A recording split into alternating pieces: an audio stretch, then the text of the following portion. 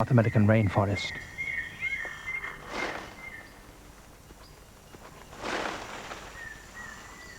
A 100 feet below, a Waorani Indian family forages for monkeys.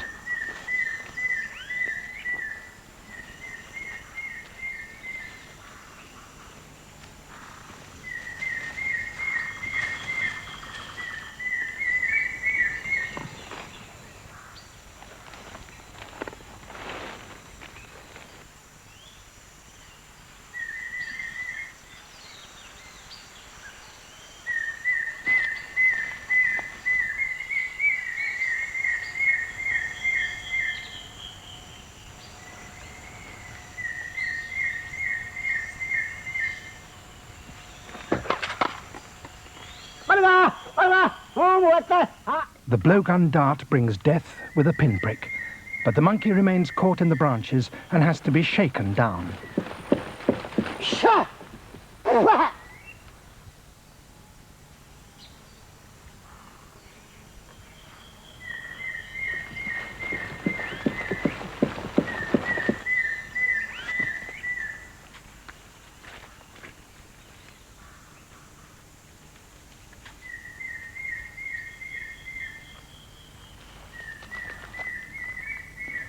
The Waorani are among the most isolated of tribes. Indeed, they believe they are the only people on Earth, and that all outsiders are to be classed as animals. Their language bears no resemblance to any other. They have no form of writing.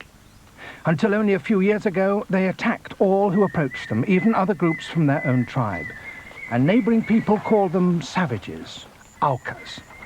In 1956, that name appeared in headlines round the world, for they murdered 5 American missionaries who were trying to make contact with them, and so they became the most feared of all Amazonian Indians.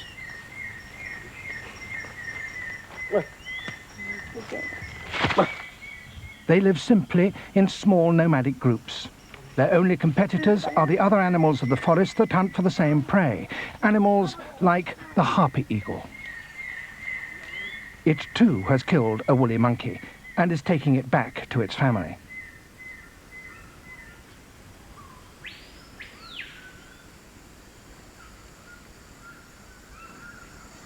Its nest is high above the forest floor in the branches of a great tree. Like the Waorani, the harpy must search great areas of forest to find its prey and carry its captures long distances if it is to feed its young. The pair has only one chick, which they protect and feed with fresh meat for almost a year, before it's big enough to hunt for itself.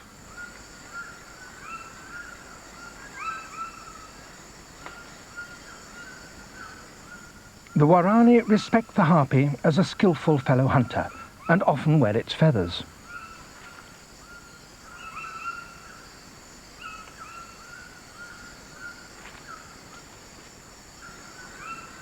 They also keep young harpy eagles beside their houses as pets, for the birds are excellent sentinels and will scream loudly at strangers, so giving warning of any intruders who might try to sneak in on a spearing raid.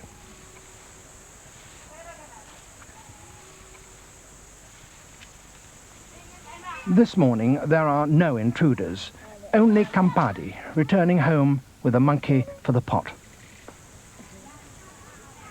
He caught it quite close by, for this is a new house built only a few months ago, and there's still a lot of game in the surrounding forest.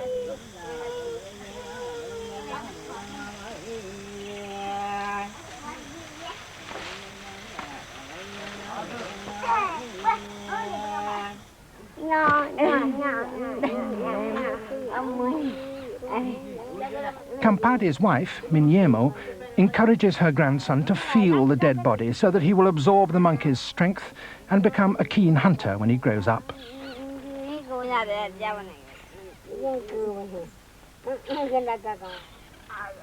The house is home for 18 people. Everything in it, with the exception of a few cooking pots, a single metal axe head, some old knives and beads, has been made from materials gathered in the forest. The group keeps lots of pets. From them, the children learn how different animals behave, what calls they make, and what food they prefer. Facts that will be valuable when later they start hunting.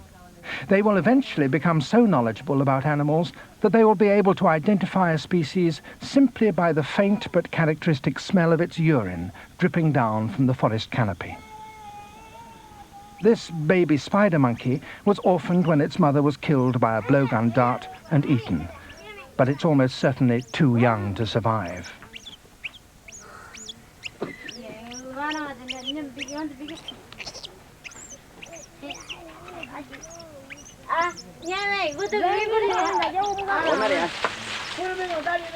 When the boys are about 8 years old, they're allowed to borrow their father's full-size blowgun to test their hunting skills in the forest.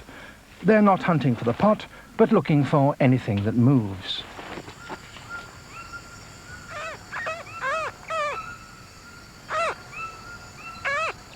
Mi'ipu calls birds, hoping to lure one close enough to get a shot.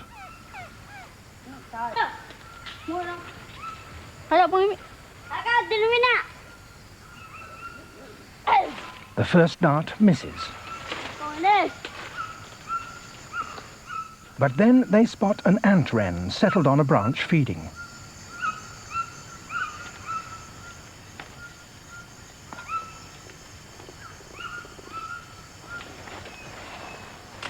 For Awa and Mi'ipu, this is not just a game, but a way of perfecting the skills they will soon need when they start travelling great distances through the forest all alone in search of monkeys.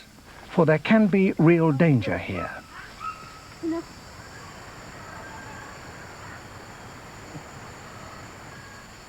The jaguar is the animal the Waorani fear most.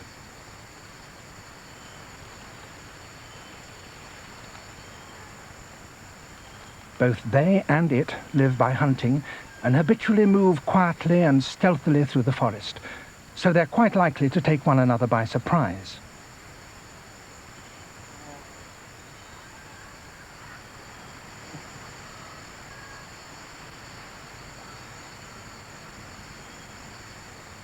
Both, indeed, may be tracking the same prey, a peccary, a kind of wild pig. The Waorani hunt it not with a blowgun, but a spear. Big though they are, peccaries can be difficult to find in the dark undergrowth and are quick to take alarm.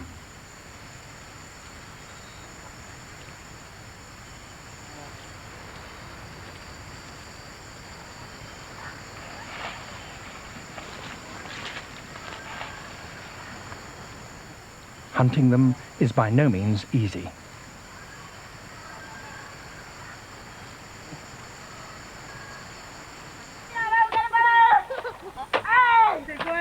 Young boys become expert with spears from an early age.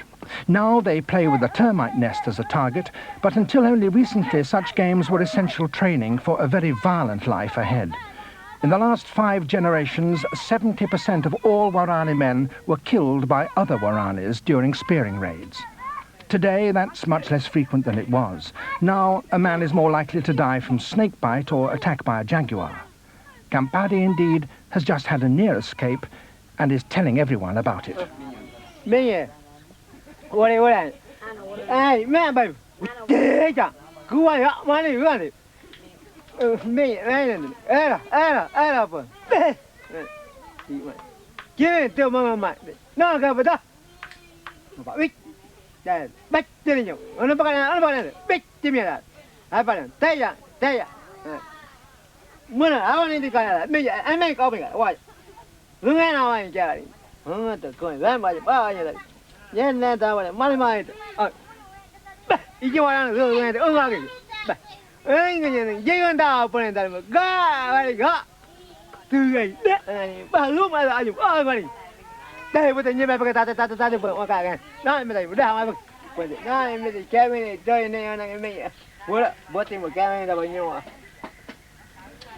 Kampadi is afraid that the encounter with the jaguar was a bad omen, so he decides to stay safely by the fire for the rest of the day. As night falls, Minyemo sings. Everyone is worried that the jaguar might still be nearby, so the singing and the talking goes on all night to warn it that the people are alert.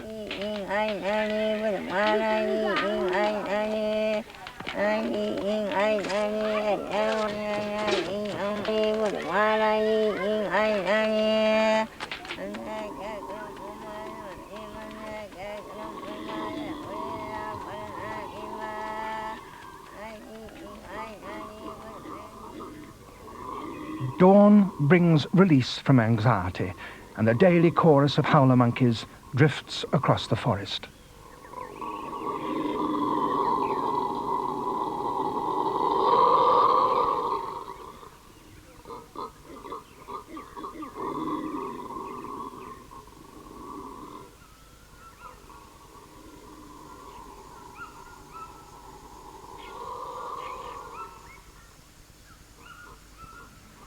As the forest wakes, there's the sound of a peccary quite close to the house.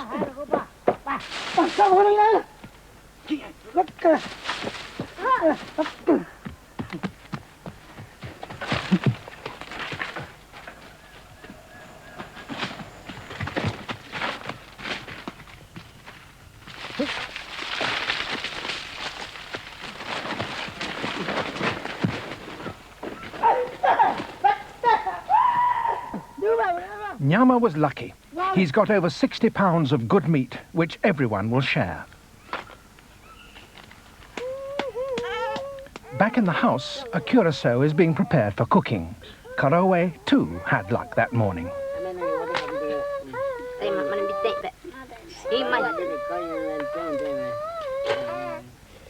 Meat from any hunt is always divided among all the members of the group. To the Waorani, sharing with their kin is of the greatest importance. It binds the group together. It says in the most practical way possible, I care for you, I want you to survive.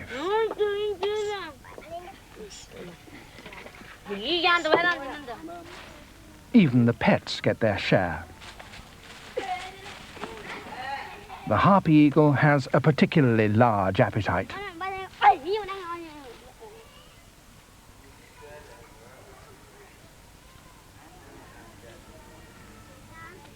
Minyemo is preparing manioc, or cassava, that has been gathered from the garden around the house. First, the tubers have to be peeled.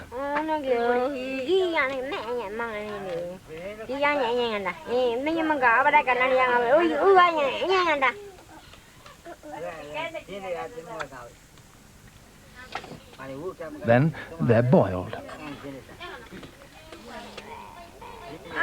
Some of it must be chewed and mixed with the rest of the mashed tubers.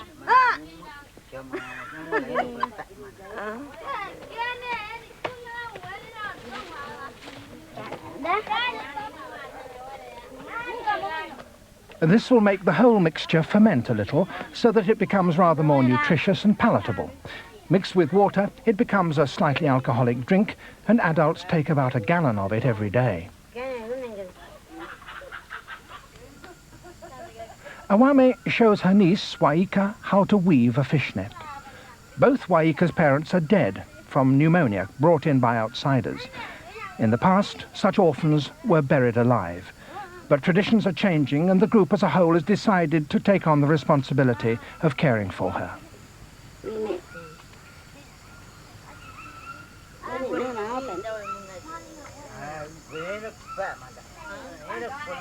String for both fishnets and hammocks is made by twisting together the dried leaf fibers of the chambira palm.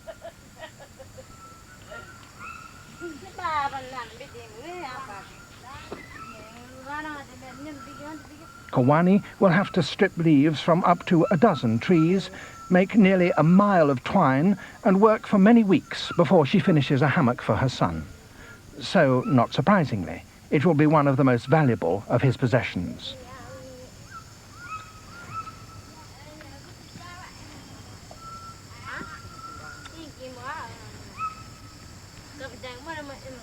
The same palm leaves that provide fibre for twine have remarkably straight midribs that are ideal for blowgun darts. A man may use dozens of darts every time he goes on a monkey hunt, so he spends much of his time around the house shaving new ones.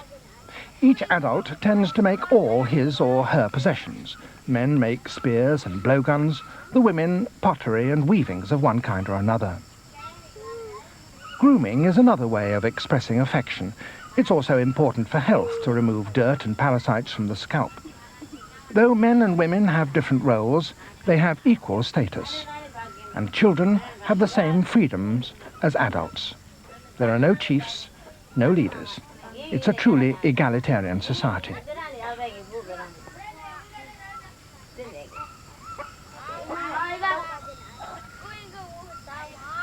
The seed pods of the achiote plant have a brilliant red juice, and at times of festival, the Waorani paint themselves with it, and a much-loved child may be painted by its parents at any time.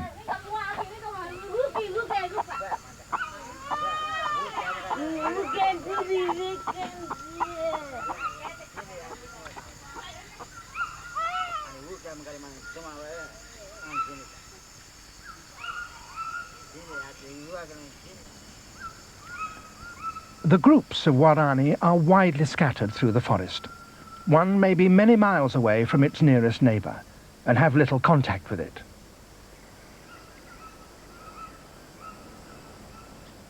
Waorani men must regularly go on long journeys through this trackless wilderness, for not all the things they and their family need can be cultivated or happen to grow near at hand. Curari, the vine from which they get the poison for their blowgun darts, is a relatively uncommon plant. One of the men spotted this one while on a hunting trip, made a careful note of its exact position, and has now returned to gather it. He's tested its potency by chipping off a piece of the bark and touching it with his tongue. If it had been dry and brittle, it would have been too old to be any good. But this one tastes bitter and has an acrid smell, so it'll be very potent.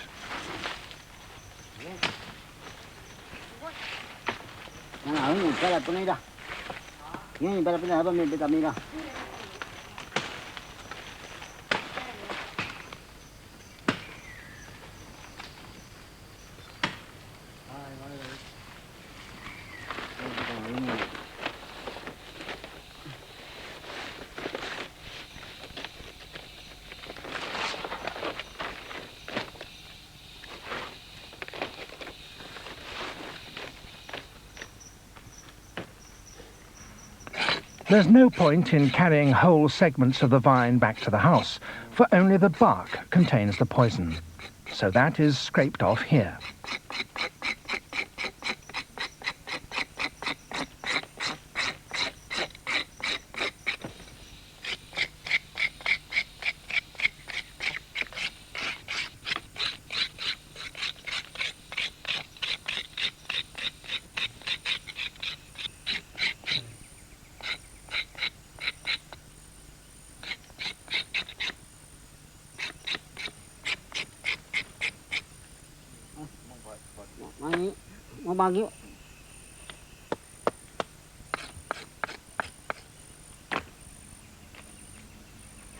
The broad leaves of a dwarf palm make an excellent wrapping.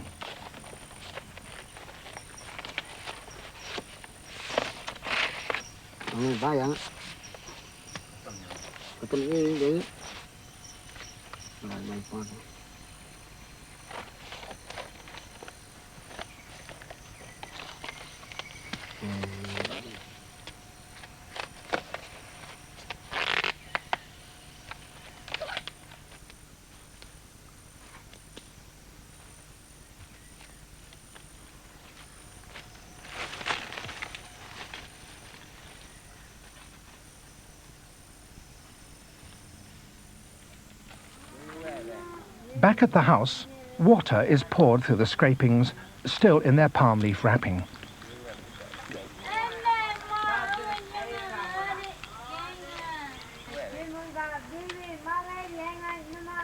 The poison dissolves and collects in a clay pot below.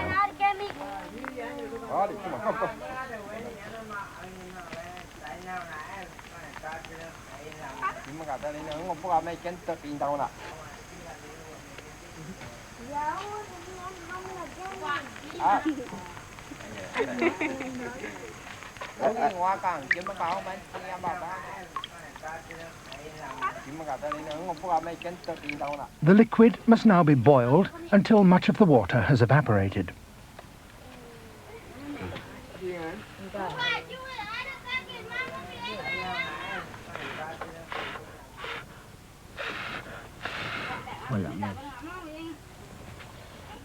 Eventually, the curari poison collects on the surface as a sticky scum. The thicker it can be put on the dart, the better.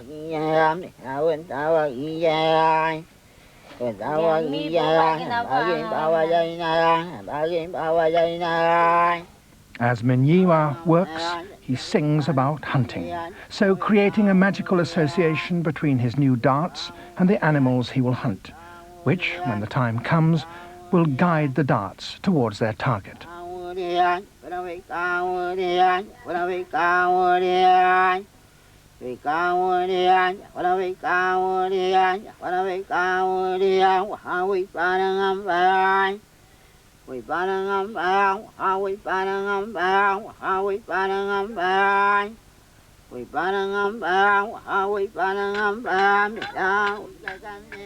A blowgun is a superbly efficient weapon, and the Waorani depend upon it for their survival.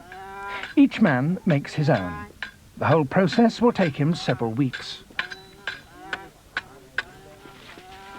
He uses hard palm wood, the only wood that is straight-grained enough over sufficient lengths to make a blowgun 9 feet long. It's made in 2 halves, which must be carefully matched so that they will join together absolutely precisely.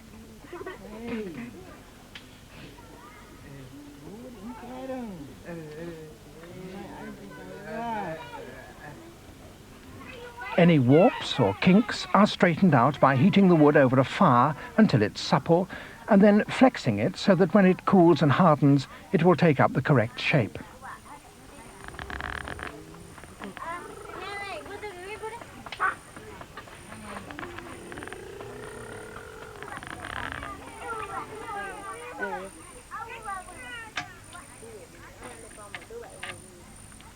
Each half of the blowgun is grooved separately with a broken machete blade. Kampadi judges the cut entirely by eye. If the blowgun is to work, each groove must be perfectly straight and exactly match its mate.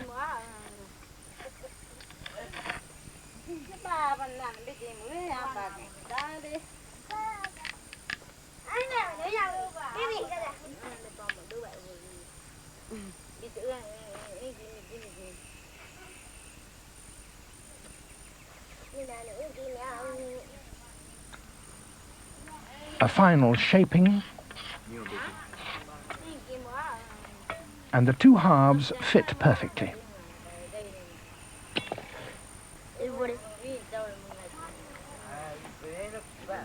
Watching his grandfather make a new blowgun is part of Mi'ipu's education. By the time he's 14, he will be expected to make his own.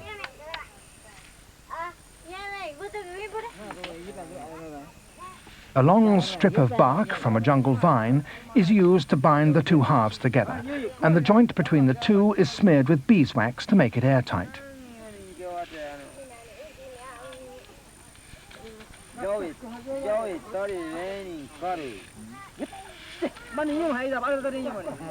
The bore of the blowgun must now be reamed and polished. This is done with sandy water.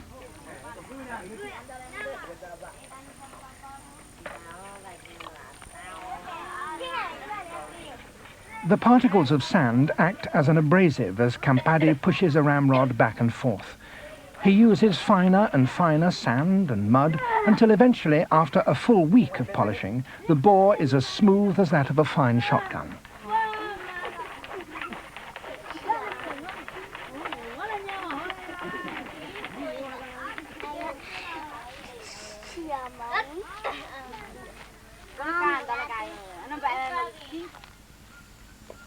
With his new blowgun over his shoulder, Kampadi stalks silently through the forest, searching the canopy far above for monkeys.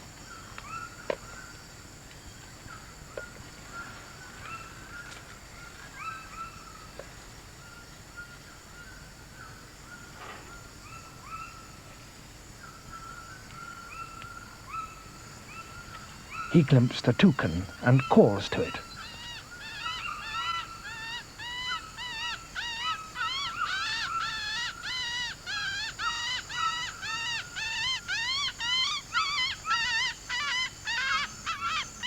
Curious, an Arasari toucan comes down from the treetops.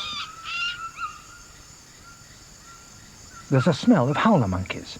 If he calls them, they may answer and so reveal their position.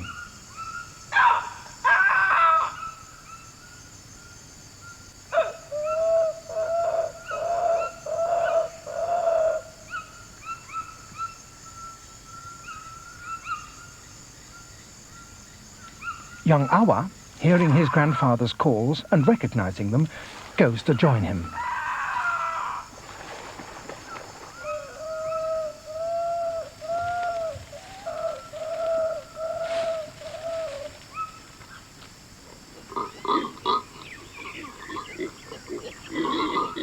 The howler monkeys are replying.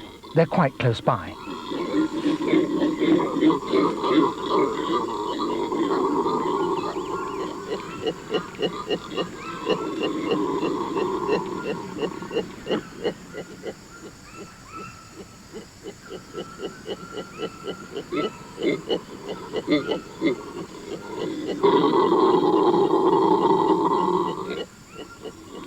The dart must have a twist of kapok around its end so that it fits snugly in the bore of the blowgun.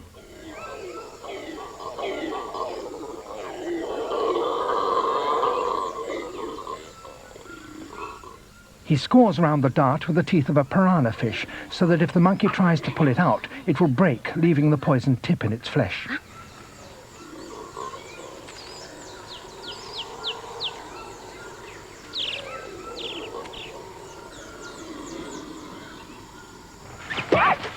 The first dart misses.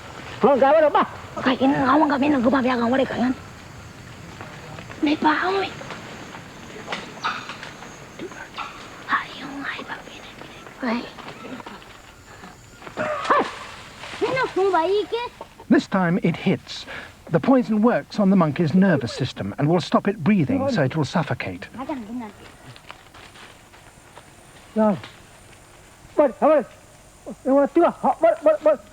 But this is a big monkey, and it must be hit again before it will fall.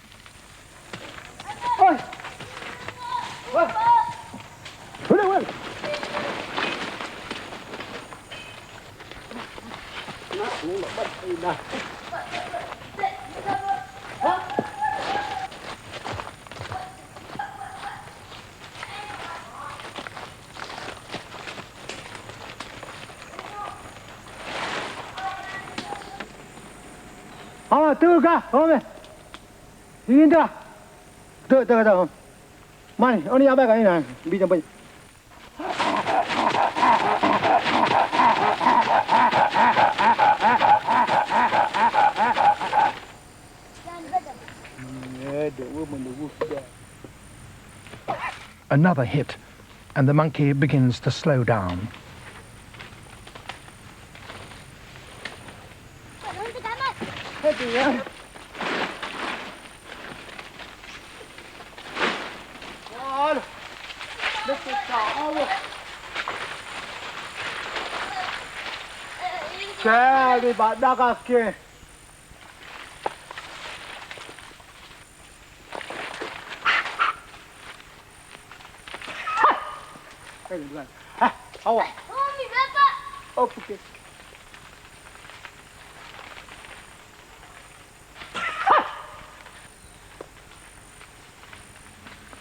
The dying monkey slumps over a branch and stays there. Kampadi must climb 100 feet up if he's finally to collect a meal for his family.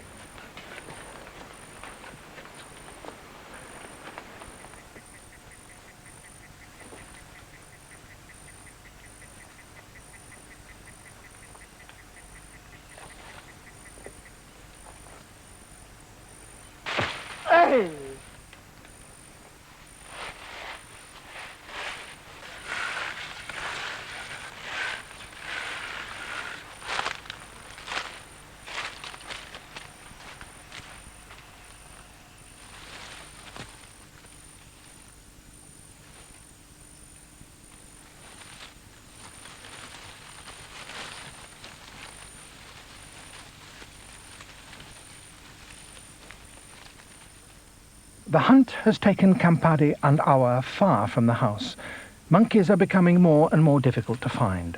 Soon the group will have to move to a place where there are fresh supplies of animals to hunt and more plants to gather.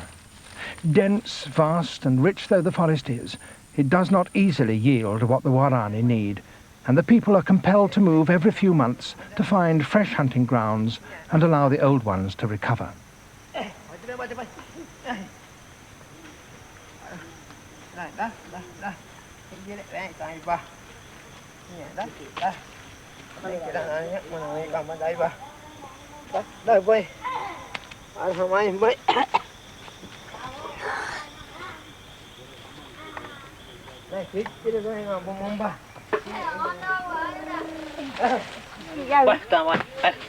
Mana yang lagi jagung? Yang gini. Kak bisa, anu buka dek, anu buka. The responsibilities of men and women are different. Men must hunt to provide protein. The women work in the garden to produce vegetables. Between them, they provide the group with a balanced diet.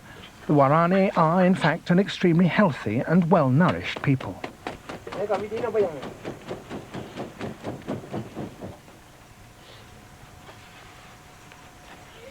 Kampadi is hafting a stone axe blade.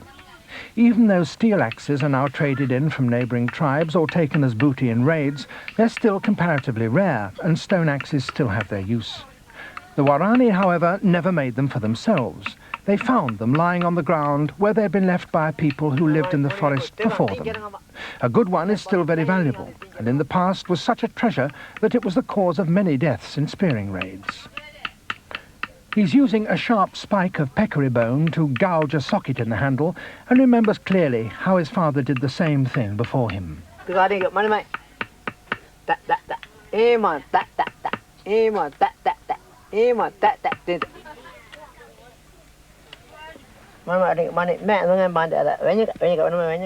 wood used for the haft must be hard, and the axe head must fit the socket exactly.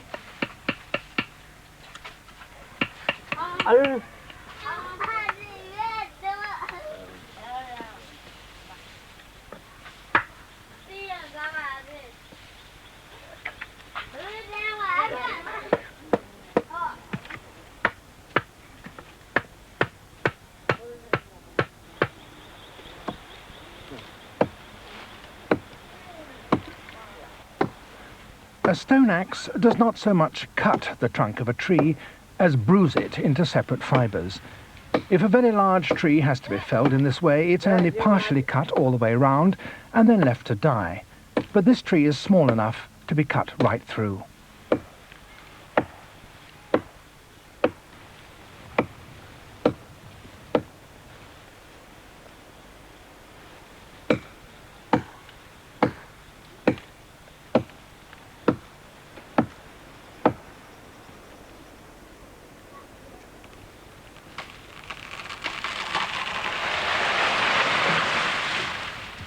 This garden was first cleared several months ago, and the manioc is well established and growing strongly. But it'll be several months more before it's fully grown and ready for harvesting.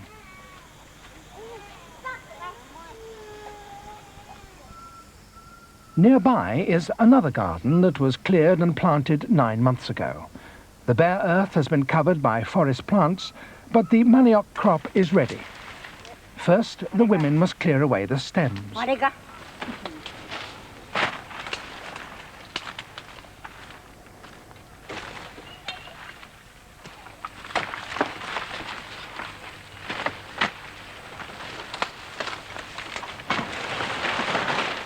They cut the old stems into sections and keep them, for manioc doesn't reproduce by seed but from cuttings, and these stems will be used for replanting the new garden site.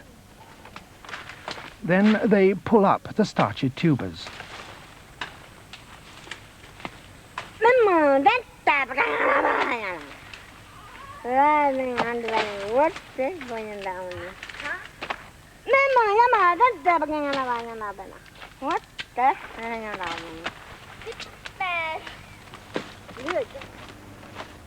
Each garden site is used only once, for the forest soil is so poor that it will not produce a second crop of any size.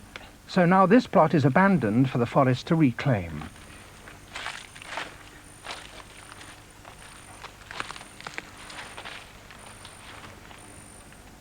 Now a new garden has to be cleared and planted before the group moves on.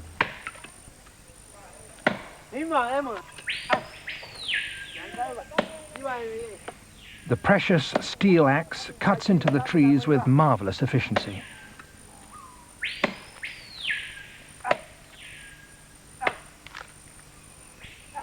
While the men fell the trees, the women and the young girls prepare the ground for planting.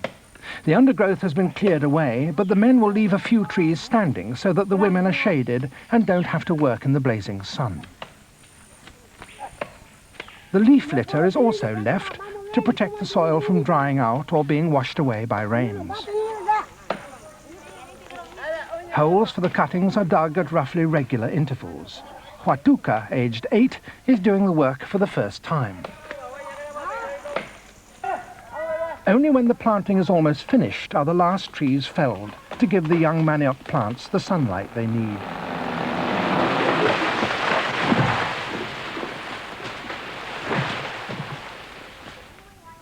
The stems are cut into still shorter lengths and roughly pushed into the ground.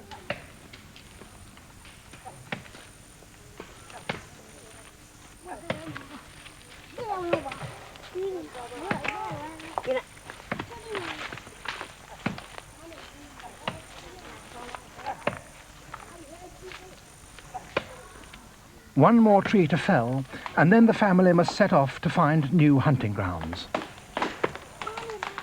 And there it goes.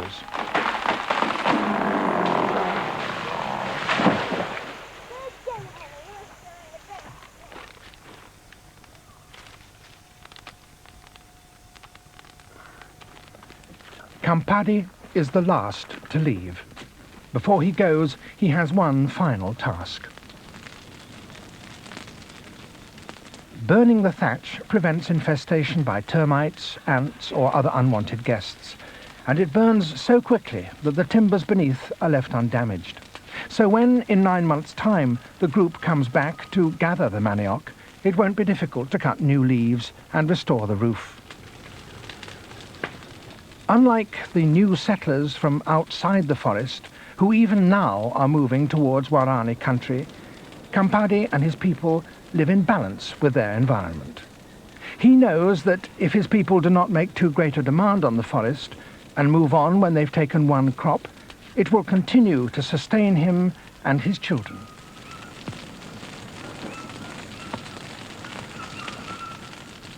He doesn't know that if those strangers continue their advance, his way of life will soon be extinguished forever.